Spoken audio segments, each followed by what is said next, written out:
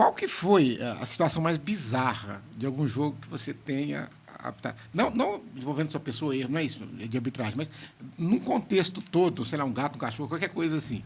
Né? Porque eu lembrava, porque às vezes, o que o árbitro faz agora? O que eu faço agora?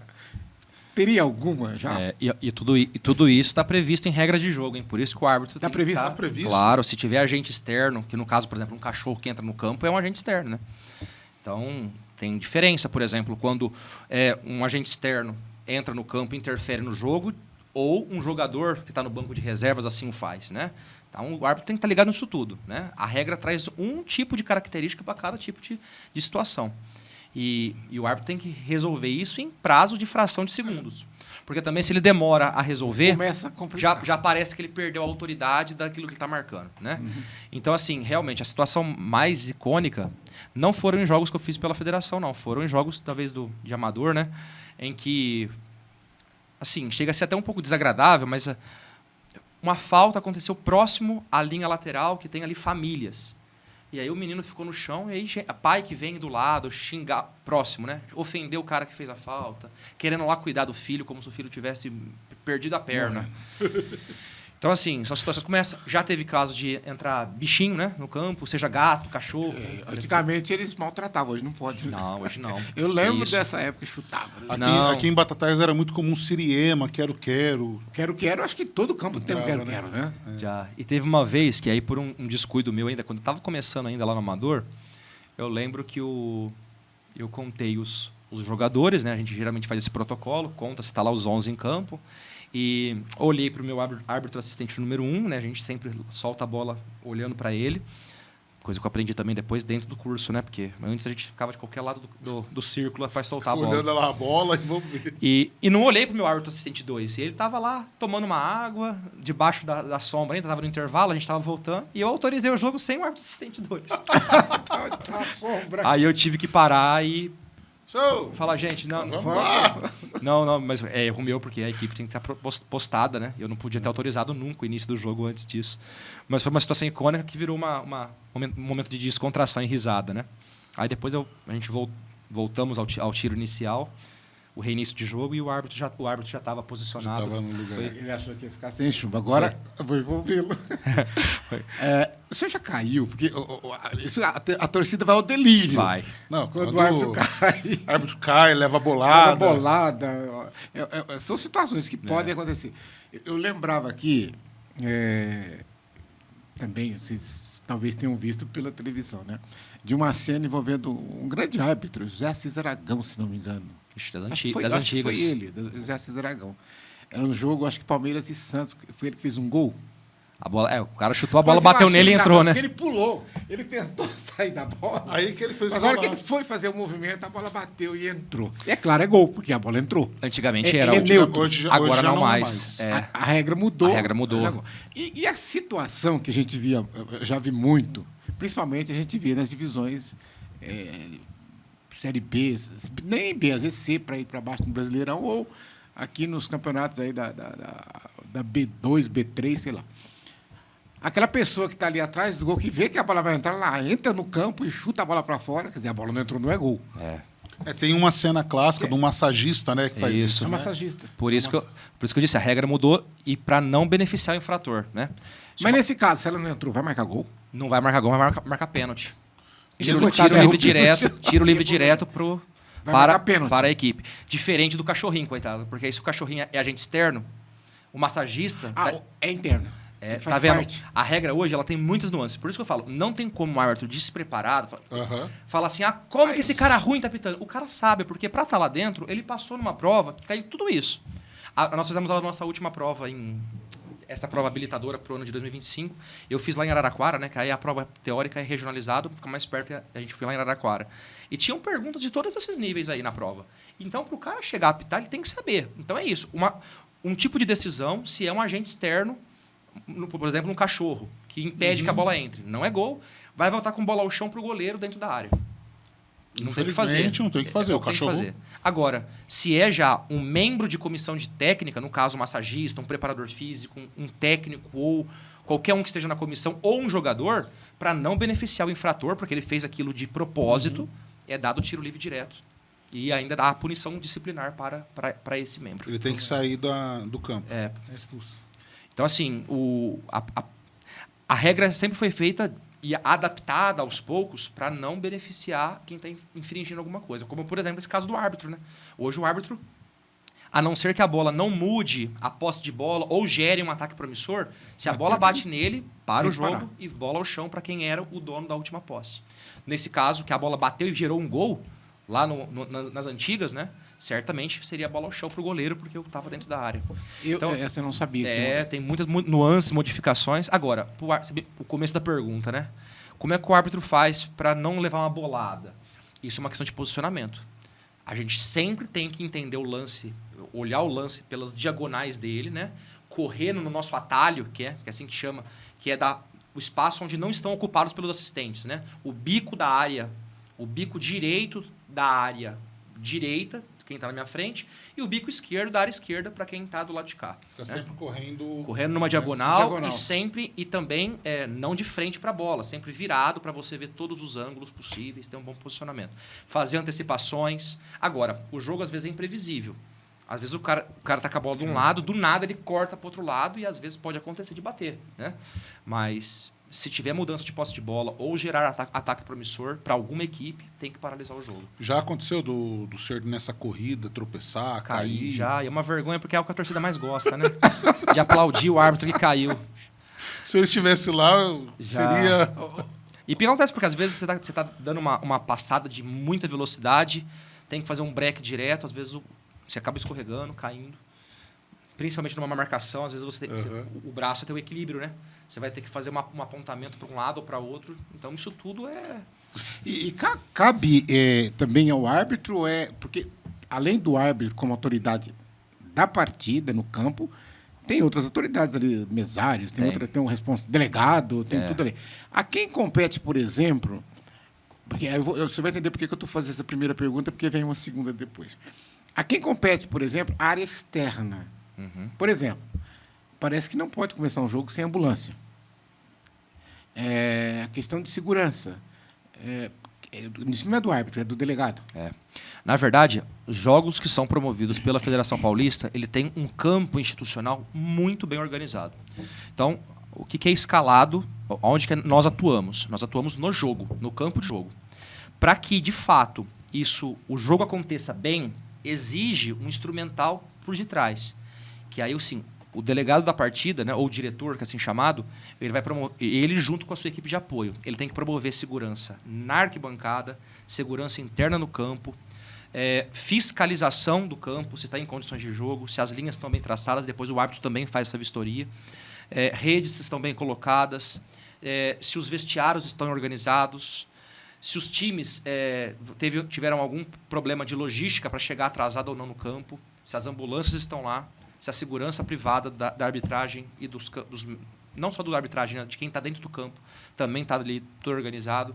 Esse institucional, ninguém vê, mas por detrás ele acontece 4, 5 horas antes do jogo. Todo um trabalho prévio que o diretor organizar. Já foi fazendo. Muito bem. Agora eu cheguei. Tem todo isso. É claro que talvez não tem como ser.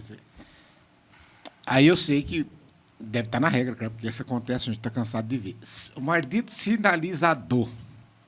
Porque o sinalizador é uma coisa tão engraçada, porque ele prejudica o jogo, ele prejudica a gente que está assistindo, porque às vezes você quer ir dormir, tem que ficar lá enrolado. Às vezes ele prejudica o próprio time de quem está com o sinalizador, porque o time estava bem, depois quando volta aí vira aquele... Não tem como é que a pessoa entra com aquilo lá? Não tem revista, não tem... Assim... Porque a responsabilidade é mesmo que seja torcida visitante, mas mas o mandante veja bem, que é responsável. O senhor já foi da polícia, o senhor sabe ali, todo o processo de entrada, principalmente em jogos grandes que vão ter sinalizadores. Mas assim, toda vez que a gente vai no campo, até mesmo quando eu ia em campo, até hoje eu vou às vezes acompanhar jogos quando eu estou livre, né? Tem revista. Então, alguma coisa para burlar a revista, eles fazem. Agora, como que acontece? Se jogam por cima de muro, enfim, não dá para concluir. Eu lembro que... O cara entrar com uma cabeça de porco. Então, eu não vou perguntar ao time que o senhor torce, que eu sei que não pode. Não deve. Não deve, mas todo árbitro tem um time, mas não ninguém vai gostar de futebol mas, sem por torcer exemplo, pra ninguém. eu tenho o meu, né? Não vou falar também, não precisa. Né? Não precisa, todo mundo sabe. Eu fui muito em jogo, mas muito, na década de 70. Né? Muito, muito. E eu via como eles entravam com foguete. Porque naquela época podia entrar com bambu. Aqueles bandeirão. Bambu. E quando começou a querer proibir, porque antigamente eu estava na arquibancada na final de 77, o maior público do Morumbi. E o pessoal, eles soltavam foguetes, era do teu lado aqui, assim, a arquibancada inteira soltando foguete, que hoje é o risco de segurança. Com certeza. E junto com o papel higiênico, que pegava fogo, era uma coisa doida, era uma festa, né? E aí depois, quando começou a querer tentar proibir a entrada do foguete, né, foi um Deus nos acuda, porque aí eu vi acontecer isso que o senhor falou. Primeiro, eles colocavam dentro do bambu. Era fácil. E aí passava não sei o que no bambu, porque enrolava o pano no bambu, e podia entrar aquilo lá. As organizações entravam aqueles bambu. E aí, quando chegava lá dentro, abria, tirava o foguete e estava ali. Né? Então, é uma coisa interessante a gente ver isso acontecer. Do mesmo jeito, até hoje, todo torcedor, sem que quer levar... Jogar de fora do estádio, já vi. Enrola o pau e joga por cima, quer dizer, cai lá dentro da bancada. Ele tentando burlar, obviamente. Eu lembro uma ocasião, porque depois que hoje... Está tudo igual, homem, mulher, feminino, masculino, etc. Tal. Mas o policiamento no estádio era só masculino. Então não se revistavam mulheres. E aí, é claro, se usavam as mulheres para que elas pudessem, com suas bolsas, ou mesmo embaixo da vestimenta, entrar com aquilo que era proibido, tanto no aspecto de armas brancas, como no aspecto de fogos de artifício. Isso aí eu cansei de ver. Porque eu frequentava os estádios. Mas hoje tem policiamento feminino. Agora, hoje tem o policiamento feminino. Fica mais difícil, né? Agora, o que acontece? Se entrou, assim, não dá, como eu falei, não dá para concluir as causas pelos quais entram. Mas se tiver sinalizador, principalmente, que é o que vai a regra diz que tem que parar. Tem que paralisar o jogo mesmo até que não seja esteja apagado. interferido no campo, a fumaça. Mas dificilmente, geralmente... Ela começa pequenininha lá, mas ela vai chegar. Interfere bastante, porque às vezes a gente de casa, eu não sou de estádio. Às vezes de casa, a gente está lá vendo, parou porque está interferindo. Aí nós, em casa, pela televisão, tá vendo normal o campo. Mas existe... eu nunca fiz jogo que tivesse uma interferência externa, nunca fiz. Mas, geralmente, para que o desempenho do jogo seja assim, límpido mesmo, é melhor, é prudente, né? É prudente paralisar e a regra prevê para que só seja reiniciado após o apagar dos...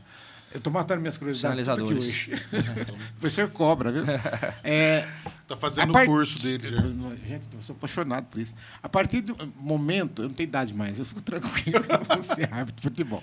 Então, pessoal, o que mais você quer ser? O senhor é da categoria de base, ele vai ser do sênior do sênior. Do sênior agora. A partir de que momento começa a autoridade do árbitro numa partida, ou seja, a partir do momento que o senhor pode dar cartão ou expulsar alguém? Se é a hora que entrou no campo, que você entrou no banco, ou só a hora que o senhor apitou para começar. Certo. E... Dar cartão apenas dentro do campo de jogo. Mas expulsar um jogador fazendo se acontecer alguma coisa. Também, olha, o senhor tá... Eu acho que o senhor pesquisou todas as últimas provas nossas lá para... Não, eu perguntei porque eu falo assim, de repente pode ser que num episódio os jogadores estão entrando dentro do campo, tá lá... Hoje entra junto, mas antigamente estava separado. De repente um agride o outro ali, ou briga. Vamos deixar isso muito claro. O árbitro apitou o início de jogo e terminou depois lá aos 45 mais os acréscimos, ali dentro daquele espaço. E depois amarelo, até o intervalo, depois primeiro tempo, minuto do segundo tempo, até os 45 mais acréscimos do segundo tempo. Nesse espaço de tempo, ou seja, nos 90 minutos de jogo, mais o intervalo, tudo o que acontecer dentro do campo reflete como advertência ou expulsão. O árbitro vai apresentar naturalmente o cartão amarelo ou vermelho. E isso vai gerar expulsão. Por exemplo, se for um cartão vermelho, o cara vai ficar expulso. O time vai jogar com um jogador a menos. E a expulsão é ele sair do banco, tudo. Ele tem que sair daquela área. Ele não pode permanecer. Vamos pensar, os 11 em campo de um lado, 11 em campo do outro. A partir do momento do início do jogo até o seu término, contando o intervalo, qualquer coisa que aconteça ali, por exemplo, deu intervalo, os dois do campo, né? Estão descendo para o intervalo e brigaram entre eles. Cartão vermelho, vai jogar um jogador a menos. Isso acontece. Agora, antes do início do jogo e depois do final, ao término do apito, o árbitro também pode expulsar jogadores, mas aí ele já não perde quem está lá dentro. Não perde quantidade de jogadores. Tá. E aí eu perguntei, porque eu vi isso. Aconteceu recentemente na Copa do Brasil. Foi, acho que o jogo Botafogo e Atlético Mineiro. que o árbitro, ele percebe, porque eu acho que também que o árbitro não saiu do campo. Ele ficou lá no centro com a equipe, e isso a televisão mostrava bem. E aí o clima estava muito tenso, o jogo tinha acabado, aí todo mundo estava saindo, a torcida estava saindo e tal. E aí aconteceu a briga lá no vestiário, praticamente. Só que as câmeras de televisão estavam mostrando tudo, a briga. Sim, após o jogo, né? Após o jogo, já tinha encerrado, já tinham saído do campo. Já acabou o jogo, não vai ter como ter prejuízo e no o juiz, jogo, né? Eu achei tão... Eu não lembro quem é o juiz agora, mas eu acho que... Se eu não me engano, foi o Rafael Claus, ele que era ficou da parado, Federação Paulista. esperando, Foi no VAR, olhar quem foi tinha... lá no VAR, olhou, ele foi lá no vestiário que expulsou o cara. Tem que apresentar o cartão pra pessoa. E pode perceber que eu achei que ele fora ia do jogo, não. Ele só avisou. Ele só avisou na súmula. E foi isso, ele avisou o cara. Ele falou assim, olha... Mas ele avisou. Ele só avisou, não mostrou cartão, reparem. O Rafael disse assim, Luiz Henrique tá expulso. E depois na súmula ele colocou. Eu achei interessante, porque depois eu achei que não podia. já estava fora do ambiente de jogo. Fora do campo. E a mesma coisa vale antes. Exemplo, 1 minuto de silêncio. Nunca faz silêncio. É meio improvável, mas vamos supor que os 2 zagueiros do mesmo time lá estão brigando, começam a brigar entre eles. O árbitro, por dever, tem que expulsá-lo. Mas como não começou o jogo, eles vão sair expulsos. Vão entrar outros 2 jogadores. Pode então. Porque ainda não Só houve vai o ficar com um inicial. jogador a menos a partir do momento em que estiver dentro do trânsito do jogo. E se caso expulsar alguém que está no banco, que hoje pode, né? Antigamente não podia, mas né, o cara está lá no banco, xingou o árbitro, fez alguma coisa, vai lá expulsar, ele tem que sair dali do banco, descer para o vestiário e não voltar mais naquele espaço. Ele não fica. O jogador expulso, ele não fica mais dentro da área do jogo. O único que expulso que não pode sair do campo, mas aí é uma coisa muito interessante, é o médico. Se caso o médico faz algum tipo de situação, eu tive uma oportunidade dessa, de fazer num jogo de uma categoria sub-11, né? E eu lembro que um banco de reservas provocava, e aí o médico, num momento de fúria, saiu da área técnica, foi lá perto e desceu... Agrediu outra. Verbalmente, né? Verbalmente. Verbalmente, desceu todas as palavras de baixo calão que ele podia. E aí, então, eu fui lá e dei amarelo ao provocador e deveria ter expulsado, e como fiz o médico, né? Só que o médico não pode ser expulso. Então, o que ele faz? Ele vai ficar no cantinho do castigo. Ele fica lá junto com o quarto árbitro no cantinho. No cantinho à parte, perto do quarto árbitro. Só falta colocar o chapeuzinho de burro virado de costas. Agora, qualquer outro jogador, com exceção do médico, tendo uma conduta indevida e sendo expulso, ele tem que ficar fora do campo de jogo. Ele desce pro vestiário e não entra mais. Que coisa. Não, isso aqui não é podcast, isso aqui é uma aula. Isso aqui é uma aula. Nós fizemos uma parte maravilhosa falando da beleza da nossa igreja, da vocação ao sacerdócio do padre Gabriel, uma pessoa muito amada e estimada na nossa arquidiocese. E agora, nessa segunda parte, uma verdadeira aula que ele nos dá, e aí nós aproveitamos bastante, né, para perguntar sobre a arbitragem, né? Olha, ele trouxe... E o legal de tudo isso... Vou dar cartão vermelho para ele. Eu acho que o mais legal... Calma, já tá combinando. De laranjado. O mais legal de tudo isso é, lógico, além da vida sacerdotal, além da história vocacional, da questão da arbitragem, é mostrar isso, essa desmistificação de que o padre ele tem que só ser padre, só aquela pessoa que celebra, só aquela pessoa que está na igreja, aquela pessoa afastada, aquela pessoa que não convive em sociedade. Então, eu acho que o mais legal que o podcast de hoje traz é essa realidade tão próxima, né? Então, ninguém esperava, né? Tanto quando o irmão Francisco me falou quem seria, que eu comentei com a produção quem seria, eu falei assim, nossa, que bacana, que diferente, né? E mostrar essa proximidade, que bem ou não, é a igreja próxima do meio secular. Eu gosto de dizer assim, lá, claro, né? Nós temos todos os uniformes para chegar no campo. Eu nunca vou de padre, por exemplo, né? Não. Nunca me chegar de clérgigo. Antigamente poderia, porque... Lembra que os árbitros das antigas iam todos de terno, né? Então poderia chegar de clérgigo, mas com terno. Mas a gente chega lá com todos os uniformes delimitados da Federação Paulista, que são todos promovidos por eles, com seus devidos patrocinadores. Agora, o que é mais importante de tudo isso que a gente tem falado é isso. O que a gente leva como bons cristãos, e é claro, eu como padre, levando de uma maneira ainda mais exemplar, é exatamente isso. É a ideia de vermos lá como irmãos, respeitados uns pelos outros, pensando naquele momento muito mais como uma fraternidade de pessoas que estão em disputa, mas que não deixariam de perder os seus valores éticos, morais, cristãos que nós recebemos, principalmente a justiça e o respeito, porque são as duas virtudes que talvez mais devam ser colocadas dentro do campo de jogo. Você executar a justiça, mostrar aquilo que é, tem que ser feito desse jeito, vai ser feito assim. E também o respeito, porque lá dentro só estão seres humanos, que são profissionais, que estão trabalhando, e, portanto, não cabe, né, nenhum tipo de linguagem ofensiva, desrespeitosa, que vá menorizar, né, o esforço deles. Né? Então, é o que eu tenho tentado mostrar pelo meu ministério dentro do campo de futebol. É ser sal da terra e luz do mundo, né? Eu acho que esse é o chamado de todos nós cristãos. Com certeza. O senhor com seu ministério sacerdotal, o irmão Francisco com o diaconato, nós enquanto leigos, mas devemos ser luz do mundo, mas não ser luz só dentro da igreja, né? É lá fora. Eu acho muito bacana isso. Eu acho que é o que de mais essencial nós temos para trazer no episódio de hoje, é isso. É usar tudo aquilo que o senhor tem do seu ministério, tudo aquilo que o senhor tem e aprendeu na questão espiritual dentro da igreja e usar lá fora. Sem aquele nível de autoridade. Eu sou pá, não. Imagina. Mas que isso transborde, que essa graça ministerial transborde, levando essa questão para todas as pessoas que estão lá no campo, que estão assistindo, que estão participando daquele momento.